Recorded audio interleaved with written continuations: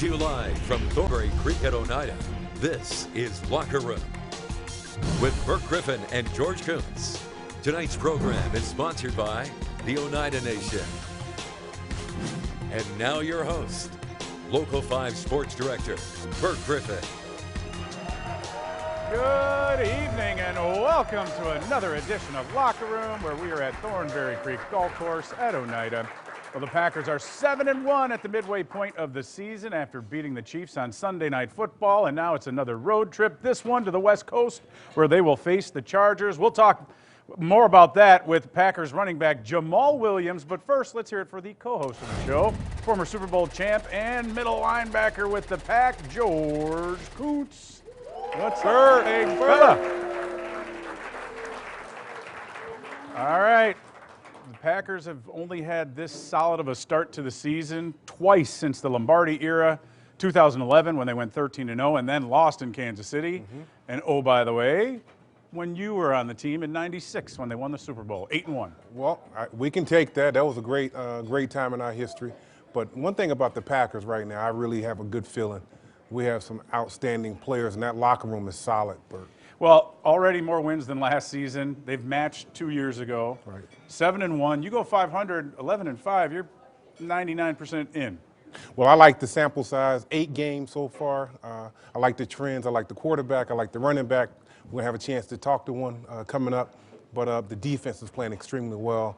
Bert, I really believe, I don't want to put the cart before the horse, but I'm really bullish. It's shaping up to be a special season, to say the least. That's for sure. Yes. All right. Fast start in the first half, but I have to talk about Jamaal Williams and that touchdown catch. I mean, that was great. We'll get to that, and I can't wait to hear what he has to say about it, looking back on it 2 days later. But both guys get into the end zone, 14-0. It kind of felt like this would be a steamroller for Green Bay.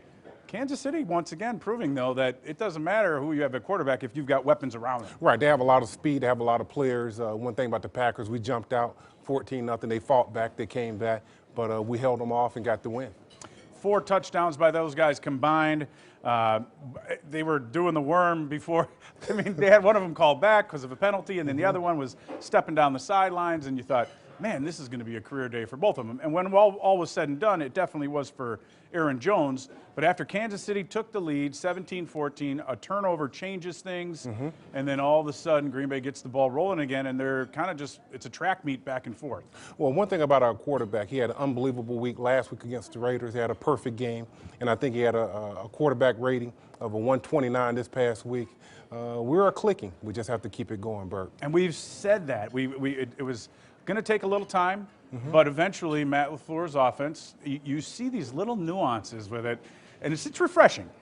It's very refreshing because for the first time in a long time, I remember Coach Holmgren and Dorsey Levens and Edgar Bennett, they used to use the running backs in the passing game.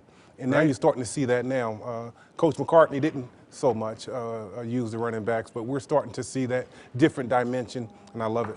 Lining Aaron Jones up out wide. Jamaal Williams out of the backfield. I mean, he has more receiving touchdowns than he does rushing. 4 of them at this point of the season. These two guys have combined for a whale of a year. Those guys combined for 15 touchdowns. Just think about that. 11 for Aaron Jones and 5 for Jamaal.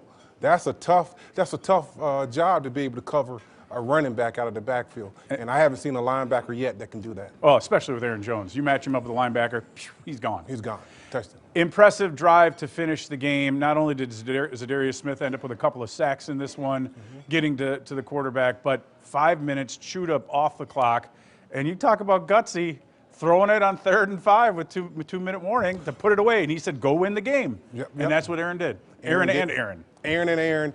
I know we complained a lot about the offense. We didn't have a lot of action during the preseason. But those guys on offense are starting to click. And it's very refreshing, and it's fun to watch. All right. It's time for a segment we like to call the good, the bad, and the ugly. Let's start with the good, of course. Green Bay's running backs and the offensive line. These guys don't get enough credit. Not only did Alex Light come in and play, they didn't drop a beat. And the offensive line, boy, they're playing very well right now. Jenkins, we have a young offensive guard. He's playing out of his mind. Our running backs, we can't say enough good things about them. We're rolling. All right, the bad, the Packers return game. third worst in kickoffs, dead last in punt returns. They only have 5 of them, but they're negative yardage. Today they make a move. They cut Darius Shepard. They signed Tremont Smith back to the roster. They need to block better first and foremost. They got to block better. They got to run better because we know that there's 3 phases to a football team: the special teams, defense, and offense. And for us to get to the championship level, we have to be playing better on special teams. And if you think your team isn't good or is just average, you could be a Dolphins or Bengals fan. They're combined 0-15 right now. Well, I guess those guys are fighting for the #1 pick overall, and that's something we don't want to be. We don't want to be in that race.